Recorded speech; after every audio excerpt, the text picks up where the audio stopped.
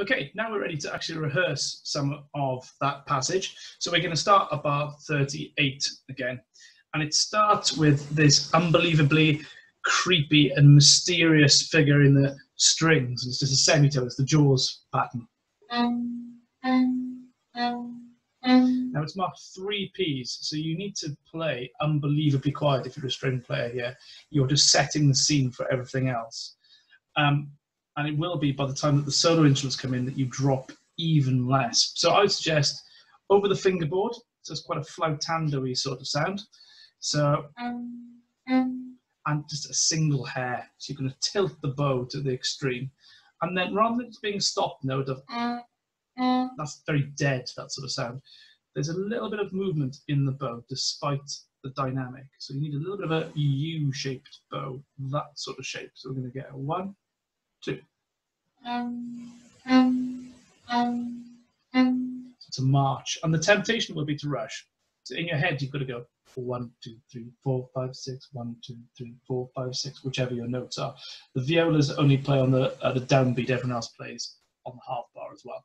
So just the string players, if you just have a go at your part, getting the right part of the bow, so sort of middle to upper half, and this sort of bow stroke, this nice dish saucer shape bow stroke, and 3 Ps. If you're a bit nervous about getting the first note right, it doesn't matter if that first one of the phrases is a little louder, and then after a couple of bars, we've got to come right down to that orchestral 3P. There's no reason why you can't have a bit of vibrato going in the left hand as well. Let's try it together. I'm going to play the first violin part. 1, 2, 2, 3, 4, 5, 6. 1, 2, 3, 4, 5, 6. And that's the string part all the way up to letter B. And obviously just 2 bars before B, you have a little crescendo where you can use a little bit more bow, a little bit more warmth. Seconds drop in and out of that a little bit as well. So the next significant bit I'd like to look at is the second bar of B for the strings, the flute and second clarinet, bar 50, and the solo clarinet and bassoon, bar 42. And it's what we call the first subject.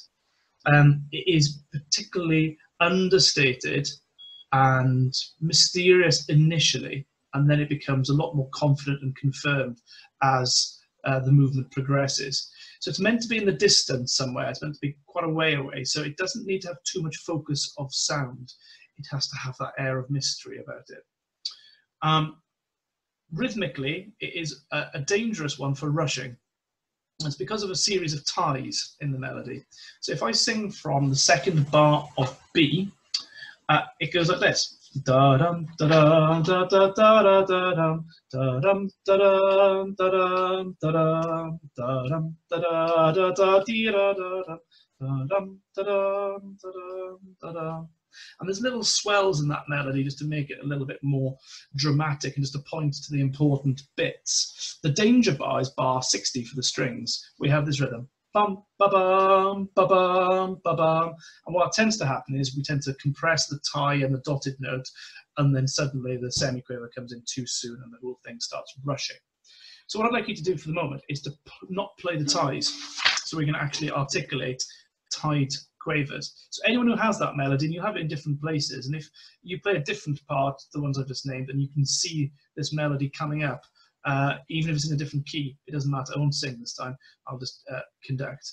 And it's important that you just, for the moment, get rid of the tie. So for example, da dun da dun dun dun dun da da da dun da dun da dun dun da dun dun da dun dun, etc. So we're going to keep playing quavers, and the crotchets you could actually divide up into quavers as well. So every time there's a longer note, we're going to split it into a shorter unit of a quaver. Hope that makes sense. It's in 6. It's a march. Bum, bum, bum, bum, bum, bum. And this melody is on the top of it, but in compound time. Give it a go. It's piano, it's in the distance. Here we go. I'm going to give you 2 beats and then this melody will start. 1, 2.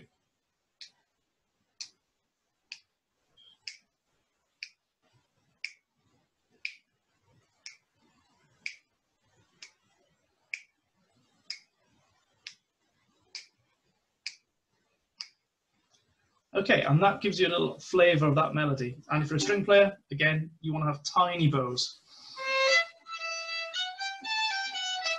And where possible, try and avoid the E string first violins like I just did. That one might be less avoidable, but later on, maybe if you can do that in position, that just gives it the kind of sound that we need. We'll need more viola and less first violin along those sorts of passages. Practice that particular bit to a metronome click of around about crotchet equals 100, somewhere between 90 and 100. I think 100 might be a little fast. And just practice getting the rhythms crisp as you can. In terms of bowing, it's worth noting that it is hooked every time you get this figure. So, for example, so there's 2 downs or 2 ups in that figure. So make sure you have that marked in at that point. And now we reach letter C. And at letter C, it's the same rhythmic exercise that we had to go at in the warm-up, where you have an offbeat rhythm. I thought I'd show you the score so you get to see what conductors look at, because I don't know how many of you actually have ever looked at a score in detail. And a bit like orchestral parts, they have page turns in 9 places. So you can see letter C is here. And I've got 1 bar before a page turn, which is great. So here in the woodwind, in the flute to begin with, we have this offbeat scale. So we get 1, 2, 3, 4, 5, 6, 1, da da da da da, and then the oboe immediately afterwards on the half bar, 1, 2, 3, 4 on 5, ba ba da da da, also does the same thing, so that the quaver always lands on the half bar for the flutes and the downbeat for the oboe. And then suddenly the character sort of changes. It has this sort of childlike energy, this da da da da da. It's very plain and simple. And then suddenly in the 3rd bar of C, it's our first glimpse of excitement and this sort of, childlike excitement and energy. You can tell I'm just working with a lot of young children at the moment, i.e. my son. And below all this, although it's not a very exciting part for the strings, it's extremely important rhythmically. That again, there's a lot of emphasis on offbeats. Now I know that C itself has got an accent on it, but all of these chords that the strings have should be accented. So we get 1, 2, 3, 4, 5, 6, 1, 2. You can't see the next bar, sorry, I scroll down. You have to remember the top bar, but for the strings, it's 1, 2, 3, 4, 5, 6, 1, 2, 3, 4. And you need to give each one of those a kick, and then you can decay through the long note. And then the violas have the most exciting part of all, because the violas have a little upbeat. This is the excitement sort of bubbling over into the previous bar. The violas have this upbeat yaga-da-ba-dum, and they join up with what the flutes and the oboes are doing. So we had yaga-da-ga-dum, flutes da-da-da-da-dum, violas da-da-da-da, and that leads us to the first fortissimo that we have here. For the flutes and clarinets, this is particularly low in register for the flutes, not so much for the clarinets. We need a huge amount of sound depth and clarity. Just be careful you've clocked what note comes on the half bar. So it's for the flutes, the C natural, and the E flat for the clarinets. So it's 1, 2, ba da ba da da da da da da da da da. So just think about where the half bar is and what note comes on that, so you can aim for it. 1, 2, da da da da da da da da da da. For the brass, at least you have some notes the first time, not the trumpets, but the rest of you start getting some notes. Hooray. However, it's not the most exciting, unfortunately. You still have to be quite understated, but we're getting there. The excitement is starting to build. Even though they are notated as 2 quavers slurred, and you would just think that that's because it's in 6/8, that it's just telling you it's a crotchet at the end of the bar. 1, 2, 3, 4, ba, ba. What I would suggest, just because I've heard it on a lot of recordings, and actually not all scores and editions have that tie, that they are long legato notes, but they are articulated. So it will be 1, 2, 3, 4, pa, pa, pa, but within a nice piano. But you'll notice that in the violas, there's this little crescendo going up to the forte, so you're anticipating the forte, and I think that we can get that same sense of drama in the trombone parts. So we can get the 1, 2, 3, 4, pa, pa, pa. You're heading towards that bar line. Sort of same thing in the horn entries as well. So I'd suggest just pausing the video in a moment and having a go at these bars at C. They don't look that difficult, but it's really important that all these parts are really stable rhythmically before you can try and put it with a backing track or put it together as an ensemble. For the string players, it might be an idea just to play a short note rather than a long sustained note for practice. So you could literally play 1, 2, 3, 4, 5, 6, 1, literally maybe just a quaver. So 1, 2, 3, 4, 5, 6, 1, 2, 3. So it's on strange beats. And when you're in two, it's important that you're subdividing and knowing exactly where to put those notes down. You can't be approximate with it. So I'd say get a metronome, tick. You want something between 90 to 100 beats a minute, and have a go at this passage. And when you get to the third bar of C, we need an immediate character change. It's suddenly forte. It's the first proper forte that we've had in the symphony. It's the first time we get a glimpse of, okay, here's some energy. And notice your dynamics, your dynamic shaping, and anything that's remotely chromatic, try and bring that out. Sometimes it's semi-quavers, sometimes it's just hidden away in the second bassoon part, but they're all really, really important lines. Then it repeats a few times. You can see the same sort of passages again. Da da da da da da da da da da. And I think you can have a go now playing between C and D. You don't need me to click, so I would suggest you just get a tick of a metronome. I've been using online metronome, just Google it, or actually if you just write online metronome into Google, it just brings up an option at the top of Google.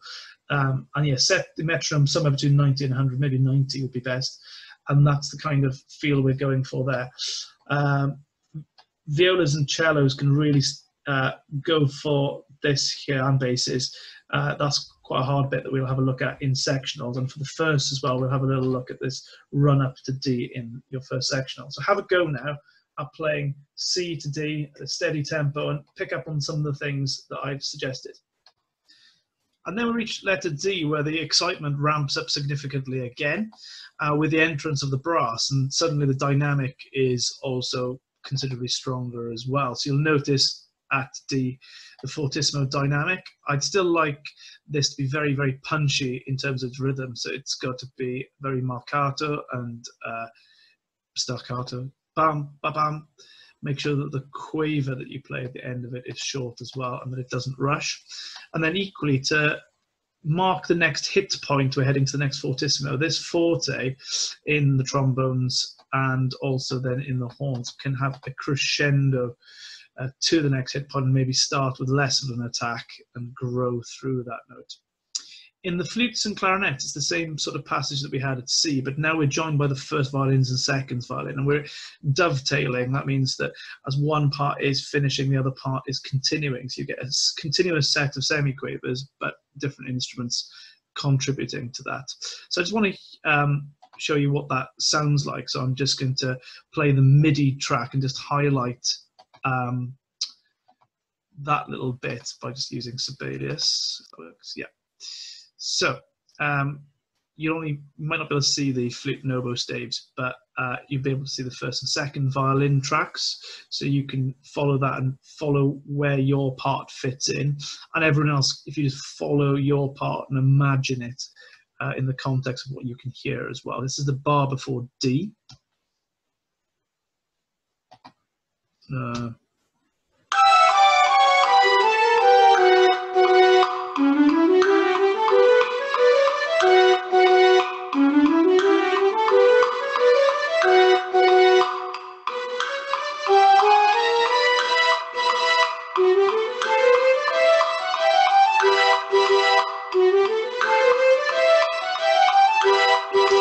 So the important thing in this passage is just knowing what beat of the bar that you need to start your run on. And for the second violins, it's just after the half bar. So if we're in 2, 1, 2, 3, 4, ba ba ba ba bam. And then the second one starts before the next half bar. Da da da da da. So we get bam, bam ba bam, ya da da da dum, da da da da da. Dum da dum da da da da dum da da da da dum dum da dum. For the first violins, ya da da da dum, ya ba ba ba bum ba bum. So that rest isn't very long at all. Okay, Again, you can have a little go at this passage from D to E. 2 bars before E, it's quite important that you get the rhythm into your head. So the orchestra split in half, so we get what an antiphonal effect, sort of imitative effect. So we get bop bop bop bop bop bop bop bop bop bop bop bop, and that's it. It's just those 2 bars. And I thought it just a good one just to get really in your head. So I just thought we would just practice that. I'm just going to get that up on Sibelius. Just make sure that you are confident about this bit. I'm going to start with a slow metronome marking, and then I'm going to gradually make it go faster. So you can play along with your part 2 bars before E. And I'm going to put those 2 bars on repeat for you. So just try and play those 2 bars. Imagine repeat marks around it a few times, getting quicker eventually. Here we go. If it works. Play.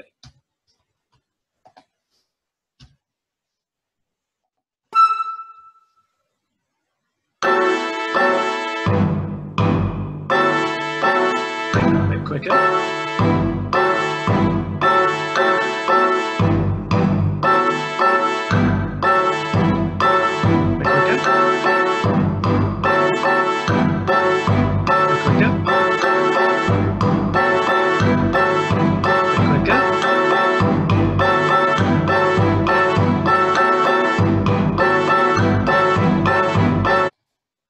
I hope that didn't send you too mad. Now we've reached letter E itself, and the passage from E to F is definitely one that we will look at together in sectionals rather than in a sort of tutti context. But I'll just give a couple of remarks about this bit. Obviously it's 3 Fs, but you have to have somewhere you can grow to, because F is arguably the sort of climactic point of this first subject, and so we need to be heading. We don't want to be on our loudest at E. We want to have somewhere to grow to. Any long notes, for example, in the horns and trumpets at points a few bars into F, they need to have decay on the long notes just to allow other voices to come through the texture a little more. And finally, at 108 itself, if you've got dotted crotchets, those are actually going to be very legato to play, so that we make the most, especially of those descending bass lines. And then, as I said, you need to hold something back in reserve, especially strings and woodwinds, so that you get a sense of momentum and crescendo through to letter F, which is where we're going to leave our rehearsing. So have a little go at that with the metronome, and slowly, and next week you will have a section on that bit.